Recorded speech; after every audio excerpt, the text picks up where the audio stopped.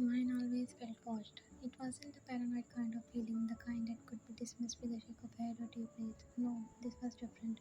It was kind of unsettling sensation that made the hairs on the back of her neck stand up. A prickling awareness that someone's eyes were on her, even when she was alone.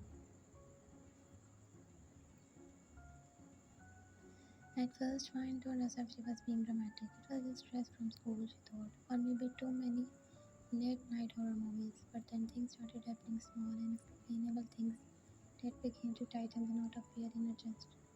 It was little things at first, like her bedroom window slightly ajar when she was sure she had closed it, and that strong feeling of being followed home from school. She could hear footsteps sometimes, always stopping when she turned around, and every time she looked, there was nothing, no one. Today she stayed in school for too long. Actually, she was making assignment and lost account of time. She cursed herself for studying out so late. She quickly packed her belongings and started walking home. But when she spotted a group of men walking near the end of the street, her heart turned cold. They were staring at her, their gaze was making her uncomfortable. Mine tried to ignore them and started walking fastly, but those shameless men blocked her way.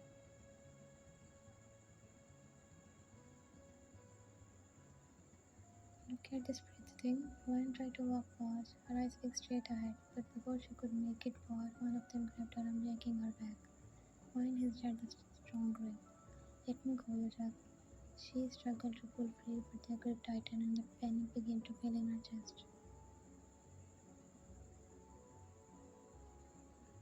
There's no way we can let a beauty like you go without having our fun. Mine was disgusted at his word. She spat on his face. The man was furious at her action. He raised her hand to slap her, but her voice stopped his action. Jungkook, don't you dare.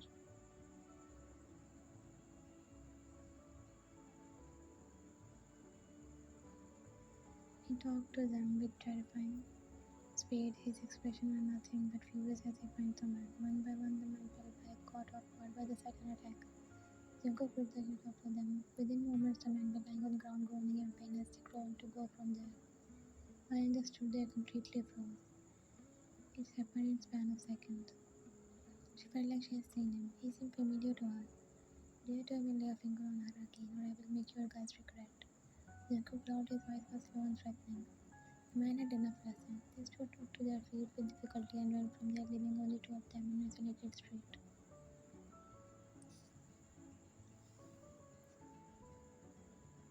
Mine watched this scene in sudden silence. Jungkook turned to her, his dark eyes fixed on her with intensity that made her shiver. His gaze was protective and possessive, and mine wasn't sure which scared her more. Are you hurt? His voice was softer now, almost gentle as he stepped closer.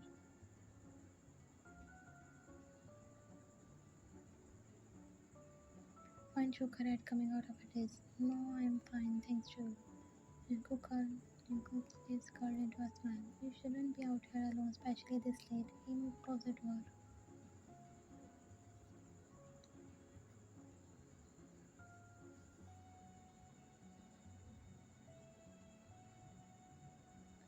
Mine swallowed, taking a step back to put some distance between them. I can take care of myself, she said in a the shakiness in her voice betrayed her. Jungkook smiled widened and then tilted his head. You don't have to, Anne. That's why I'm here.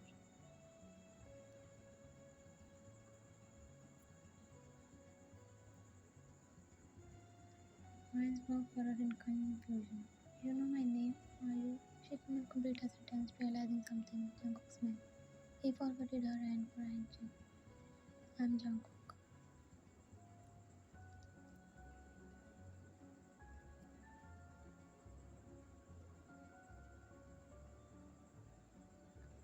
Anne did not shake hands with him. She was just looking at him. You was stalking me from so long, right?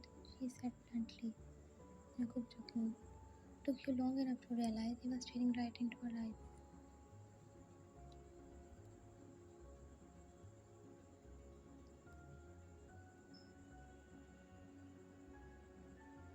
Why are you following me, Jungkook? This isn't normal. I don't even know you. He shook casually, but there was nothing casual about the way he watched her. I keep an eye on you. Make sure you are safe. She let out a shaky breath, frustration bubbling up inside her.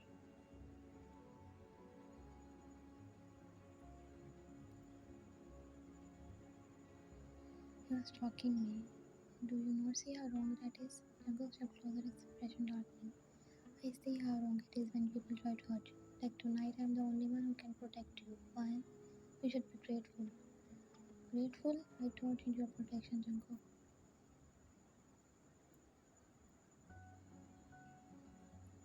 I don't need a stranger to look after me. Ryan scoffed, her fear turning into anger. He moved so fast she barely had time to react. His hand grabbed her wrist, pulling her closer. She gasped. Their faces inches apart, and she could hint of something unhinged in his eyes, something desperate and dangerous. You think this is control? This is love. You don't understand it yet, but you will later realize it. Ryan tried to yank around Pri, but his grip was possessive and demanding. This is not love, Jungkook. This is obsession. Jungkook's expression softened, as if her words amused him. Maybe it is, but it does not change the fact that you are mine. He let go of her as she almost stumbled back, her back hitting the wall behind her. Do you really think you can escape me? Jungkook raised his eyebrows. I have seen the way you look over your shoulder.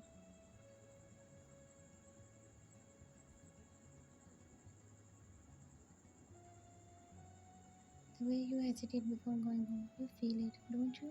The pull between us? Ryan shook her head. You are insane. I have nothing to do with you. Jungkook chuckled. You can tell yourself that all you want, but it won't change anything. You can't run from me, man.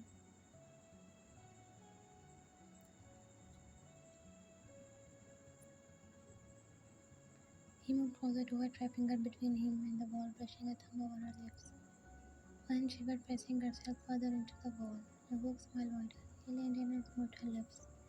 Ryan froze at her spot, feeling his dominating lips on her.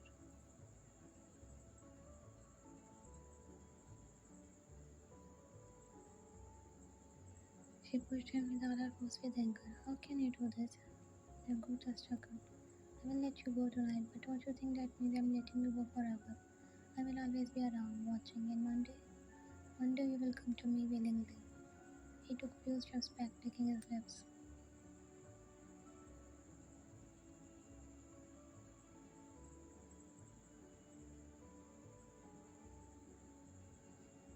He turned and walked away, his figure disappearing into the darkness. Ryan heart was in her throat, Jungkook persecute in her eyes, making her shiver.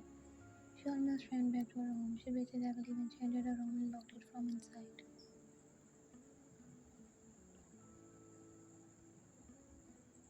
She filled a glass of water for herself and drank it in mango. Her hands were shaking. Her parents were not home right now.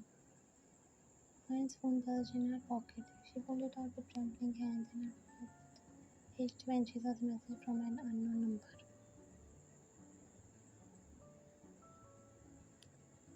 I'm still waiting, Ryan, and when the time comes, you won't be able to resist.